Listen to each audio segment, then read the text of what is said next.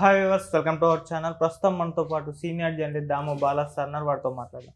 నమస్కారం సార్. నమస్తే సార్, జనసేన పార్టీకి పోటీగా కొత్తగా జాతీయ జనసేన పార్టీ అని ఒకటి ఎలక్షన్స్లో, మరి ఏపీ ఎలక్షన్స్లో పోటీ చేయబోతుంది. సో వాళ్ళు కూడా గాజు గ్లాసు గుర్తుని అడుగుతున్నారు. మరి రెండు పార్టీల్లో ఏది దేనికి గాజు గ్లాస్ వెళ్తుంది? అసలు ఈ జాతీయ జనసేన పార్టీ ఎవరిది? దీని స్టోరీ ఏంటి సార్ అసలు? యాక్చువల్గా ఇప్పుడు ఒక వార్త వైరల్ అవుతుంది ఏంటంటే జనసేనకు పవన్ కళ్యాణ్కి షాక్ తగలబోతుందా అనేది వార్త. ఓకే. ఆ వార్త ఏంటంటే జాతీయ జనసేన పార్టీ జేజేఎస్పి, జనసేన ఏమో జేఎస్పి జనసేన పార్టీ, ఇదేమో జేజేఎస్పి. సో ఇది సడన్గా వైరల్ అవుతుంది. అసలు ఇది ఉన్నట్టు కూడా ఎవరికి తెలియదు. జాతీయ జనసేన పార్టీ ఒకటి ఉందని కూడా ఎవరికి తెలియదు. సో ఇప్పుడు ఆ జాతీయ జనసేన పార్టీ ఎవరిదంటే డి నాగేశ్వరరావు అని ఒక ఆయన పెట్టారు. ఆయన వివరాలు కూడా ఎక్కడ లీక్ కాలేదు. సో ఆయన హైదరాబాద్ బేస్డ్ పార్టీ అది యాక్చువల్గా. కానీ వాళ్ళు అన్ని రాష్ట్రాల్లో మేము పోటీ చేస్తామని చెప్తున్నారు. నిజానికి మొన్న జరిగిన అసెంబ్లీ ఎన్నికల్లో కూడా వాళ్ళు పోటీ చేశారు, కానీ వాళ్ళ మీద పెద్దగా ఫోకస్ కాల వార్త. ఈవెన్ కూకట్పల్లి అభ్యర్థి కూడా దాని మీద నిరసన కూడా తెలియజేశాడు. ఎందుకంటే వాళ్ళకి ఇక్కడ బకెట్ కేటాయించారు. ఆ బకెట్ కూడా గ్లాస్ లాగా వాళ్ళు ప్రింట్ చేసి అది కూడా గ్లాస్ ఏమో అన్న ఫీలింగ్లో పెట్టారు, కన్ఫ్యూజ్ చేశారనమాట. అవన్నీ చూస్తే మనం ఆ బకెట్ చూస్తే కూడా గ్లాస్ లాగా అనిపిస్తుంది. సో ఇక్కడ మనకు తెలిసిందే గ్లాసు జనసేనకి కేటాయించలేదు. అందువల్ల వీళ్ళు ఇండిపెండెంట్గా పోటీ చేశారు. ఇక్కడ జనసేన పార్టీ అఫీషియల్ సింబల్ ఏం లేదు వాళ్ళకి. ఇండిపెండెంట్గా ఎవరికి వాళ్ళు సింబల్స్ వచ్చాయి. సో ఈ కాంటెక్స్ట్లో ఆల్రెడీ జనసేన ఇక్కడ వాళ్ళు ధర్నాలు చేశారు దానికి వ్యతిరేకంగా, కానీ అదంతా ఫోకస్ కాలేదు. కానీ ఇప్పుడు ఆంధ్రప్రదేశ్లో ఒక టెన్షన్ క్రియేట్ అయింది జనసైనికులకి. అదేంటంటే వీళ్ళు మొన్ననే ఆయన అనౌన్స్ చేశాడు నాగేశ్వరరావు, మేము ఆంధ్రప్రదేశ్లో లోక్సభ అసెంబ్లీ రెండింటికి కూడా పోటీ చేస్తున్నామని చెప్పాడు. అది కూడా 175 నియోజకవర్గాల్లో. కానీ వాళ్ళ ప్లాన్ అంతా ఏంటంటే జనసేనకు అక్కడ ఏ సీట్లు కేటాయిస్తే అక్కడే ఫోకస్ చేద్దాం అనేది వాళ్ళ ప్లాన్. అంటే దీని వెనక జగన్ ఉన్నాడని చెప్తున్నాయి. ఎందుకంటే దీనివల్ల నష్టం ఎవరికి? జనసేనకి. లాభం ఎవరికి? జగన్కి లేదా బీజేపీ కూడా ఇండిపెండెంట్గా పోటీ చేస్తే వీళ్ళతో కలవకుండా బీజేపీకి మెయిన్గా జగన్కే లాభం. బీజేపీ అక్కడ పెద్దగా ఏం లేదు, ఉనికి లేదు కాబట్టి. సో ఈ నాగేశ్వరరావును కూడా జగనే పెట్టించాడు, పార్టీ పెట్టించి కన్ఫ్యూజ్ చేయడానికి చేస్తున్నారు. ఎందుకంటే ఈ గాజు గుర్తు అనేది ఫ్రీ సింబల్. ఇప్పుడు అది ఎవరికైనా కేటాయించవచ్చు. ఆల్రెడీ వీళ్ళు అప్లికేషన్ పెట్టుకున్నారు, మాకు గాజు గుర్తు ఇవ్వండి అని. ఈ జాతీయ జనసేన వాళ్ళు ఆల్రెడీ పవన్ కళ్యాణ్ మాకు ఇస్తారని హామీ ఇచ్చాడని కూడా గతంలో అనౌన్స్ చేశారు. కాంగ్రెస్ కూడా చెప్పారు, కానీ కేటాయించలేదు ఇప్పటివరకు. అది ఫ్రీ సింబల్స్లోనే ఉంది. సో జగన్ ప్లాన్ ఏంటంటే ఆ గుర్తుని వీళ్ళకి ఇప్పించేసి దీన్ని సిమిలర్గా ఉండేట్టుగా చూసుకొని కన్ఫ్యూజ్ చేస్తే కొంతవరకు దెబ్బతీయచ్చు అనేది. గతంలో చంద్రబాబు ఇదే పని చేశాడు. కేఏ పాల్ ఆయన పార్టీ ప్రజాశాంతి పార్టీ గుర్తు కానీ కలర్స్ కానీ అన్నీ జగన్కి దగ్గర ఉండేట్టుగా చేశాడు, వైసీపీకి దగ్గర. అంతేకాకుండా ఇంకా అతి తెలివిగా వాళ్ళు ఏం చేశారంటే అక్కడ రమేష్ కుమార్ అనే ఒక పేరు ఉందనుకో, వీళ్ళు కూడా వై అని ఉండిందనుకో, అక్కడ వై రమేష్ కుమార్ అని, వీళ్ళు కూడా వై రమేష్ కుమార్ అని ఒకరిని పట్టుకొని వాడిని నిలబెట్టడం, కన్ఫ్యూజ్ చేయడం. సో ఇది వై రమేష్ కుమార్ అని ఉంటుంది, జెండా అక్కడే ఉంటుంది, దగ్గరగా ఉంటుంది. వాళ్ళకేమో హెలికాప్టర్ గుర్తు, హెలికాప్టర్ ఫ్యాన్ని ఫోకస్ చేసి వాళ్ళు కూడా ప్రింట్ చేయడం. సో రెండు ఫ్యాన్ గుర్తులు, కలర్స్ గ్రీనే ఉంటుంది, గ్రీన్ వైట్. సో ఇలా కన్ఫ్యూజ్ చేయడానికి అప్పుడు స్ట్రాటజీ వేశారు కేఏ పాల్ ద్వారా. కానీ ఆ strategy work out అవ్వాల.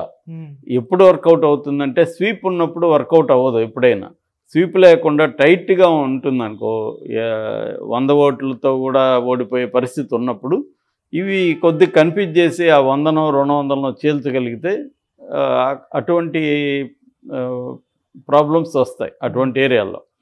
So Jagan ఈసారి ఈ ప్లాన్ చేస్తున్నట్టు కనబడుతుంది.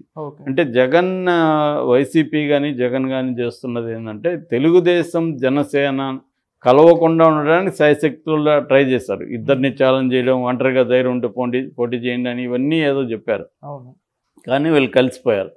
కలిసిపోయినాక ఇప్పుడు ఏం జరుగుతుందంటే కాపు ఓట్లను జనసేన వైపు మళ్లించకుండా చూసుకోవడానికి శాయశక్తుల్లో ట్రై చేస్తున్నారు. అందుకని రకరకాల పద్ధతుల్లో రెచ్చగొడుతున్నాడు. కాపుల ఓట్లను తీసుకెళ్ళి చంద్రబాబు కాళ్ళ మీద పడేస్తాడు. చంద్రబాబును ముఖ్యమంత్రి చేయడానికే కాపులను వాడుకుంటున్నారు. కమ్మ వాళ్ళకి కాపులు ఎంతకాలం ఊడిగం చేయాలి ఇదే తీసుకొని వెళ్తున్నాడు. ఇదే వీళ్ళే కదా రంగాన్ని చంపింది, రంగా చంపిన వాళ్ళతో పవన్ కళ్యాణ్ కుమ్మక్కయ్యాడు, పవన్ కళ్యాణ్కి అంత ఇది ఉంటే అతనే ముఖ్యమంత్రిగా డిమాండ్ చేయొచ్చు కదా. ఇలాగా వాళ్ళు ఒక నెరేటివ్స్ని తీసుకెళ్తున్నారు కన్ఫ్యూజ్ చేయడానికి. ఒకటేంటంటే జనసేన ఓట్లన్నీ కూడా తెలుగుదేశానికి కన్వర్ట్ అవ్వాలి, ట్రాన్స్ఫర్ అవ్వాలి. ఆ ట్రాన్స్ఫర్ కానికుండా వైసీపీ ఇటువంటి ప్రచారాన్ని ముందుకు తీసుకొస్తుంది. ట్రాన్స్ఫర్ అయితే మనకి ఇబ్బంది, ట్రాన్స్ఫర్ కానివ్వకూడదు అనేది ఇబ్బంది. అందుకు లేదంటే పవన్ కళ్యాణ్ ముఖ్యమంత్రి కాదు వాళ్ళకి ఎందుకు అవసరం లేదు కదా, అది పవన్ కళ్యాణ్ చూసుకుంటాడు. కానీ ఇక్కడ ఏంటంటే పాలిటిక్స్లో ఒక్కొక్కరు ఒక్కొక్క రకమైన వ్యూహాలు ఎత్తుగడలు వేస్తుంటారు.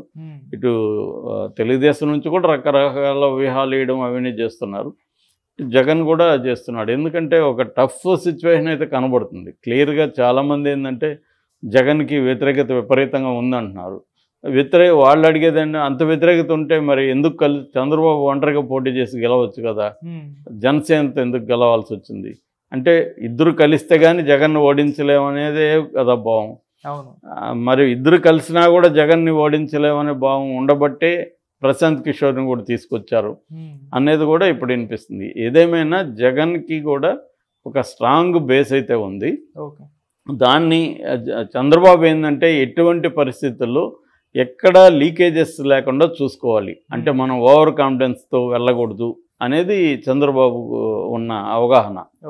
అందుకనే ఆయనకి ఒకవేళ కాన్ఫిడెన్స్ ఉన్నప్పటికీ, జగన్కి వ్యతిరేకత బలంగా ఉందని కాన్ఫిడెన్స్ ఉన్నప్పటికీ ఏమో ఒకవేళ మన అంచనా తప్పైతే ఏమవచ్చు. అందుకని ఎప్పుడైనా కూడా చంద్రబాబు స్థాయి వాళ్ళు ఏంటంటే వాట్ ఇఫ్ సిచ్యువేషన్ అంటారు. What if hour prediction is wrong. కాబట్టి ఎటువంటి ఎక్కడా కూడా చిన్న తప్పు కూడా జరగకుండా అన్ని రకాల జాగ్రత్తలు తీసుకుందాం అనేది చంద్రబాబు వేస్తున్న వ్యూహాలలో అదో దాని వెనుకున్న లక్ష్యం ఇది అనమాట.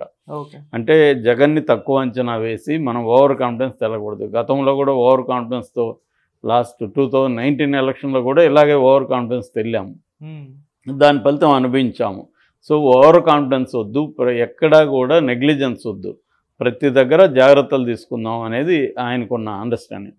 అందుకని చాలా వరకు తగ్గి పవన్ కళ్యాణ్ ఇంటికి వెళ్ళి మరి ఆయన యోగాలానికి ఆహ్వానించడం కానీ, తర్వాత ఉమ్మడి మేనిఫెస్టో మీద చర్చలు కానీ, సీట్ల దీని మీద కేటాయింపుల మీద చర్చలు కానీ చేస్తున్నారు. పవన్ కళ్యాణ్ కూడా అంతే మ్యూచువల్గా రెస్పాండ్ అవుతున్నాడు. సో అందువల్ల ఇప్పటి వరకు ఏంటంటే జనసేన తెలుగుదేశం మధ్య పెద్ద గొడవలు ఏం చిన్న చిన్నవి జరిగేది తప్ప పెద్ద గొడవలు ఏం లేవు. రెండవది ఈ సీట్ల షేరింగ్కి వచ్చేసరికి వచ్చే అవకాశం ఉంది. ముఖ్యమంత్రికి సంబంధించి కూడా లోకేష్ క్లారిటీ ఇచ్చేశాడు. దాన్ని కూడా ఏం పవన్ కళ్యాణ్ వ్యతిరేకించలేదు. క్లియర్గా వీళ్ళ కూటమికి కాబోయే ముఖ్యమంత్రి చంద్రబాబే. అది మామూలుగా చూసుకున్నా కూడా న్యాయమే. ఎందుకంటే పెద్ద పార్టీ తెలుగుదేశం, వాళ్ళకి ఎక్కువ సీట్లు ఖచ్చితంగా వస్తాయి కాబట్టి ఆయనకే ముఖ్యమంత్రి అనేది న్యాయమే. ఎప్పుడైతే వీళ్ళ మీద డిపెండ్ అయ్యి గవర్నమెంట్ ఫామ్ చేసినప్పుడు రేపు పొద్దున పవన్ కళ్యాణ్ కూడా డిమాండ్ చేసే అవకాశం ఉంది, నాకు ఒక టర్మ్ ఇవ్వని.